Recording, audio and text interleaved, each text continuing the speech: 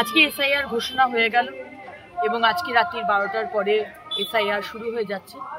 আরও 11টি রাজ্যের সঙ্গে সঙ্গে পশ্চিমবঙ্গেও 12 নম্বর রাজ্য এসআইআর শুরু হয়ে যাচ্ছে এবং ইলেকশন কমিশন খুব পরিষ্কারভাবে বলে দিয়েছে যে কারুর বৈধ ভোটার কারুর নাম যেন কাটা না যায়, সেরকমই অবৈধ কোনো ভোটারের নাম যেন ভোটার লিস্টে না থাকে। বিএলওতে ট্রেনিং শুরু হয়ে যাচ্ছে এবং 4 নভেম্বর অবধি এই ট্রেনিং চলবে এবং 4 নভেম্বরের পর থেকে কাজ শুরু হয়ে যাবে।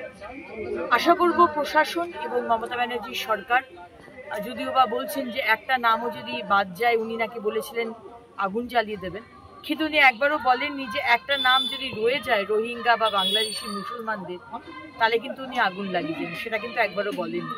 কিন্তু তাতে কিছু এসে যাবে না, কারণ স্বচ্ছ ভোটার লিস্ট তৈরি হবে, এটা বাংলার মানুষ চায় এবং স্বচ্ছভাবে ভোট হোক। আশা করব ফেব্রুয়ারি মাসের 7 তারিখ যখন এই পুরো প্রসেসটা কমপ্লিট হওয়ার কথা, বাংলার মানুষ এবং আরও 12টি রাজ্যের মানুষ তারা যেন স্বচ্ছ ভোটার লিস্ট পায়। অনেক অনেক ধন্যবাদ ইলেকশন কমিশন।